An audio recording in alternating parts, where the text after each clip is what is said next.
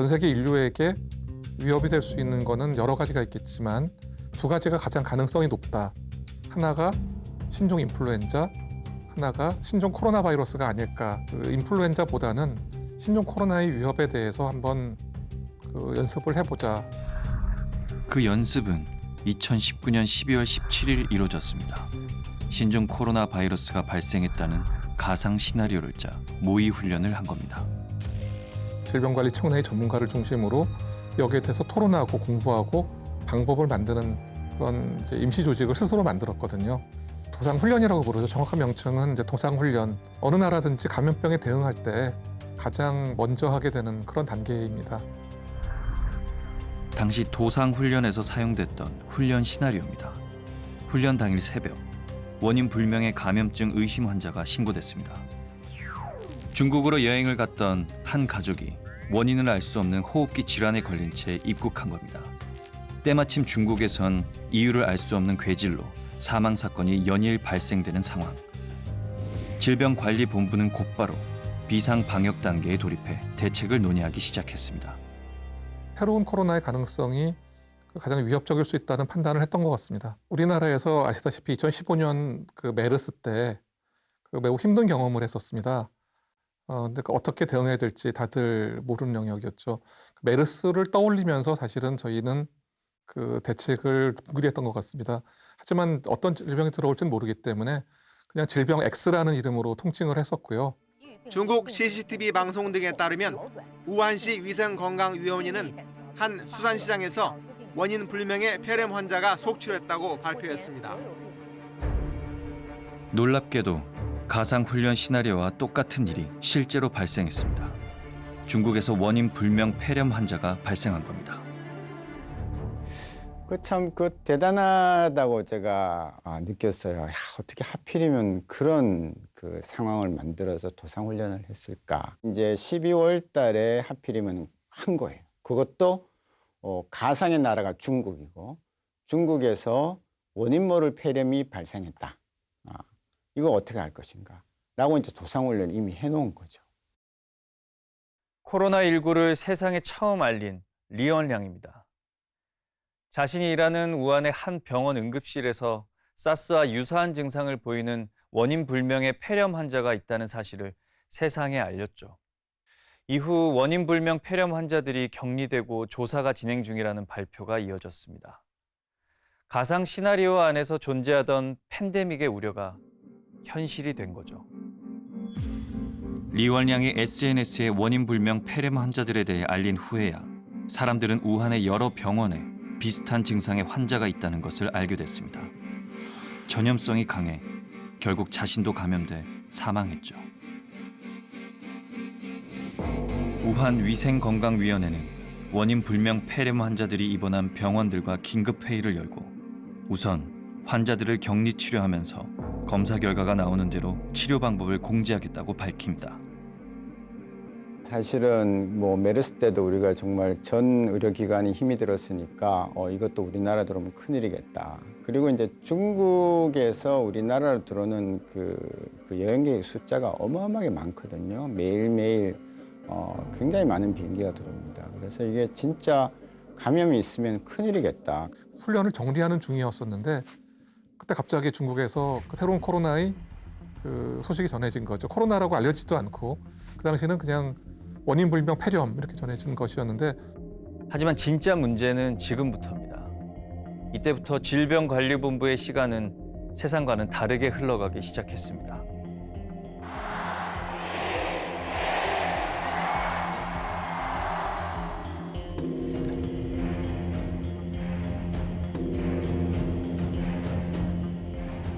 월요일 1일 새벽에 이제 그 스마트폰으로 뉴스 봤을 때 중국에서 뭔가 원인 불명의 폐렴이 발생해서 수십 명이 발병했다. 이제 그 소식 처음 들었었고요.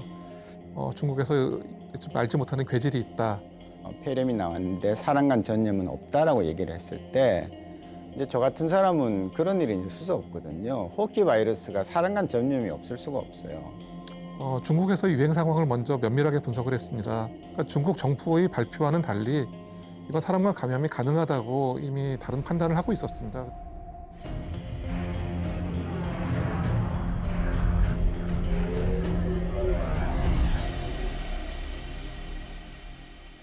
질병관리본부가 가장 먼저 한 것은 신종 코로나 바이러스를 찾아내는 진단 체계를 갖추는 것이었습니다.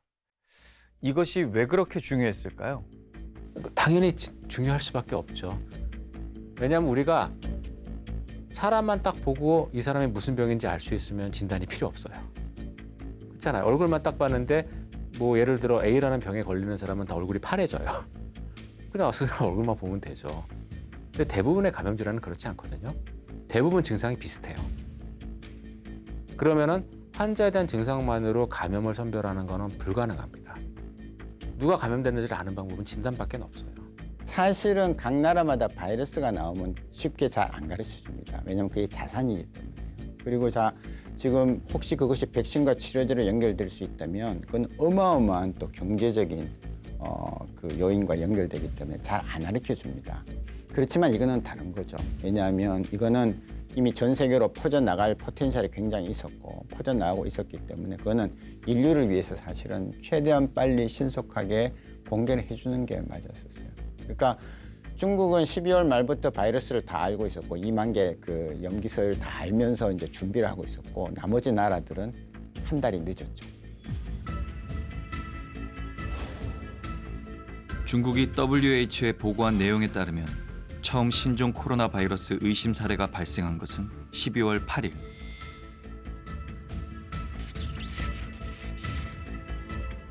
하지만 이 사실이 세상에 알려진 것은 12월 30일 늦은 밤이었습니다. 리원량이 SNS에 처음 관련 내용을 알린 바로 그날이었죠.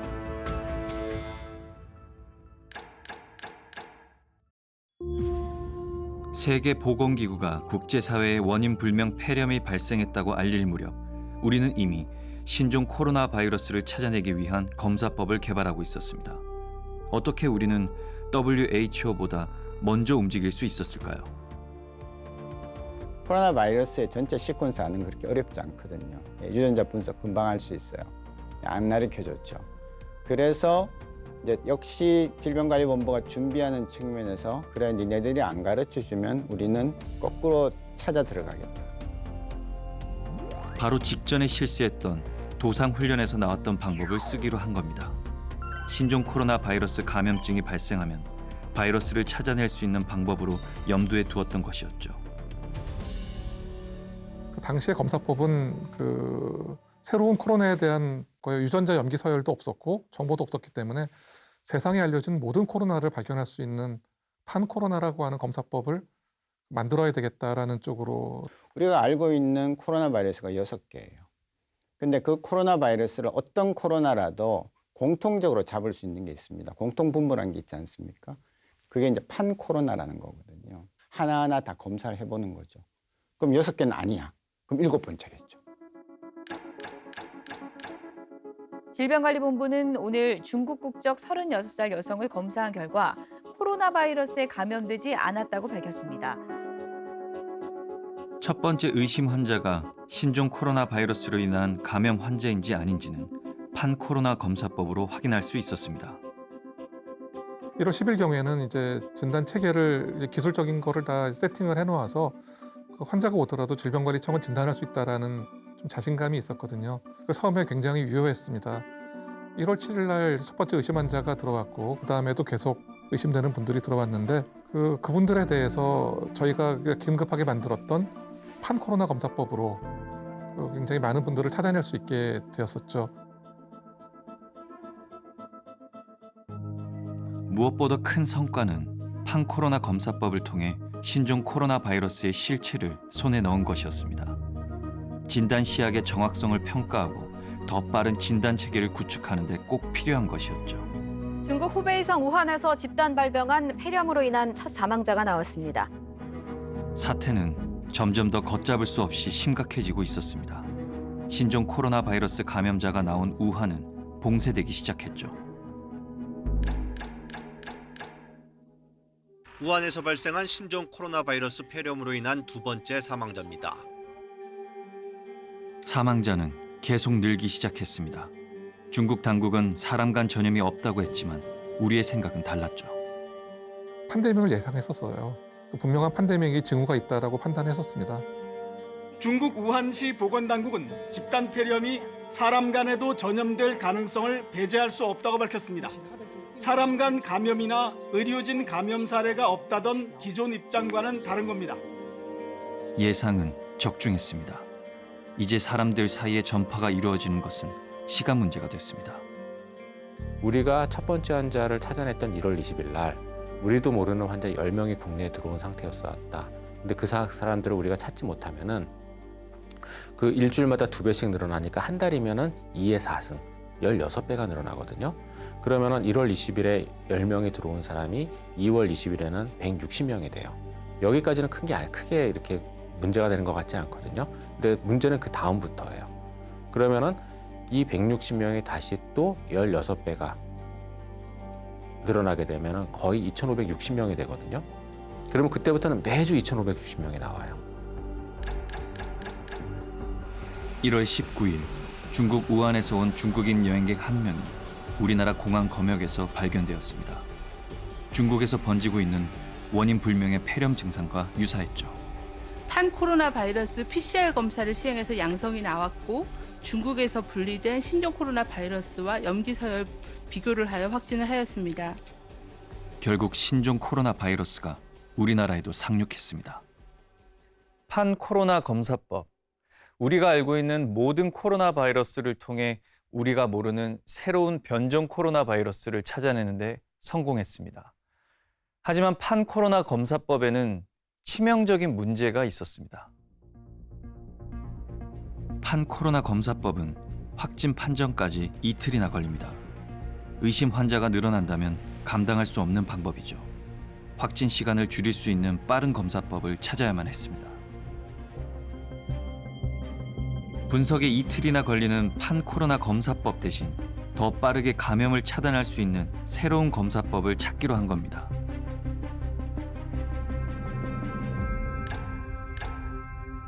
이 PCR이라고 부르는 방법은 우리가 목표로 하는 염기서열, 즉 유전자의 염기서열만 알면 그러면 그 염기서열을 이용을 해서 검사법을 만드는 데는 한 일주일이면 충분해요. 단점은 이 방법 자체가 좀 고가예요. 그다음에 이 검사를 시행하고 판독할 전문 인력이 있어야 된다는 게 단점이죠. 이미 벌써 그런 검사들은 다 하고 있었습니다. 그리고 그거에 대한 그 판독도 방법도 다 알고 있었고요. 검사 항목이 코로나19 바이러스로 바뀐 것뿐이지 그 전에 하던 방식대로 하면 되었던 거거든요. 문제가 생겼습니다. 일부 시약이 우리나라에선 구하기 어려운 시약이었거든요. 질병관리본부하고 저희하고 합의를 해서 국내에서 사용 가능한 다른 걸로 대체를 했고 그거에 대한 평가를 질병관리청이 한 거예요. 그래서 근데 그런 것들을 미리 질병관리본부에서 실험을 하고 가능하다라고 알려준 거니까 불필요한 실험 기간을 줄일 수 있는 거죠. 2020년 설 연휴 마지막 날 전국 어디서든 기차편으로 빠르게 도착할 수 있는 서울역에 방역의 성패를 가를 사람들이 속속 도착하고 있었습니다. 왜 이렇게 급하게 연휴에 있을까? 아니면은 우리가 알지 못한 환자가 더 많은가? 그런 궁금한 사항을 가지고 방문을 하게 되었죠. 4번째 환자가 발생했던 게 1월 27일입니다. 그런데 그 4번째 환자가 발생한 시점에 분명히 국내에서 이 코로나19에 대한 대량의 검사가 필요하겠다는 판단이 들어서 그때 질병관리청하고 저희 학회하고 그 회사들을 모아서 이 코로나19 진단키트 개발에 대한 공청회를 한 게 그 1월 27일이에요. 메르스 때보다는 좀 더 유행을 하고 신종 플루 때보다는 조금 덜 할 것 같이 예상이 되는데 메르스 때처럼 국가 단위에서만 관에서만 검사를 하기에는 좀 부족할 것 같으니 민간 사업자들도 시약을 개발해서 근데 질병관리본부나 그때 요청하셨던 거는 가장 일선 병원, 일선 검진센터에서 편하게 효과적으로 기존에 있는 장비를 추가하지 않고 사용할 수 있는 방법을 요청을 하신 거죠. 무조건 2주 안에 끝내셔야 된다라고 좀 터무니없는 말씀을 드렸고요. 제일 걱정스러웠던 거는 저희가 원하는 시기보다 시약 개발이 늦어지는 경우예요. 빠르면 2월 초, 늦어도 2월 중순까지는 무조건 검사를 해야 된다고 생각을 하고 있었는데 각 회사들의 사정을 얘기를 들어보니 다들 2월 말 3월 초를 얘기를 하고 있었거든요. 그러면 그때부터 평가하기 시작을 하면 3월 초, 3월 중순이나 돼야 검사가 가능한 시점이 돼요. 그러면 우리도 아마 그 프로세스대로 갔으면 우리도 미국이랑 똑같이 됐을 거예요.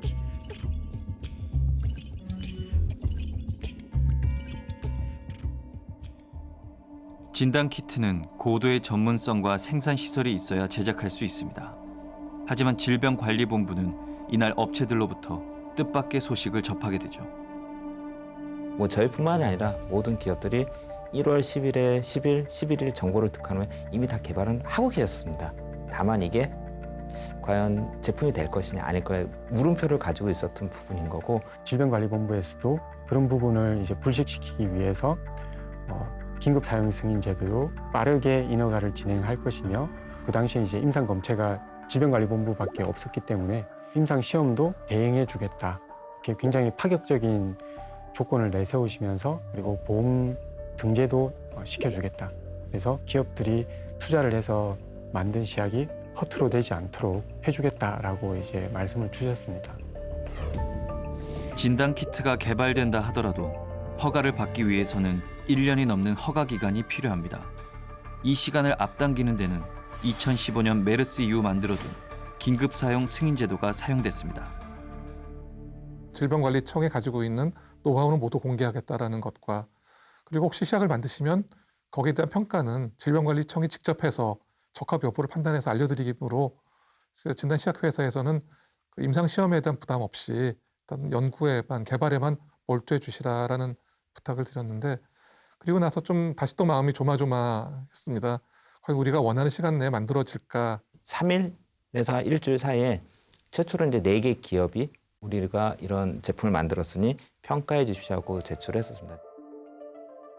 개발된 제품에 대한 평가는 질병관리본부가 중심이 된 여러 평가기관에서 더욱 철저하게 이루어졌습니다. 평가를 통과하는 제품이 없으면 방역에 구멍이 생기는 절체절명의 위기 상황이었죠. 평가에 참여했던 4개 기관이 모두 다 동일한 결과를 보이는 키트가 딱 하나 있었거든요. 그래서 그거를 긴급 사용 승인을 내준 게 2월 5일이에요. 한 회사가 저희가 제시한 기준에 통과를 했다는 이제 이런 반가운 소식을 접했거든요. 우리나라에서 급한 불은 끄겠다라는 확신이 들었을 때 만감이 교차했었죠. 신종 코로나 바이러스 첫 확진자를 찾아낸 지 단 2주 만에 우리는 진단 시약을 대량으로 확보하는 데 성공했습니다. 다른 업체의 진단 시약들도 연달아 승인을 받으면서 초기부터 우리는 몇만 건의 검사도 가능한 나라가 되었죠.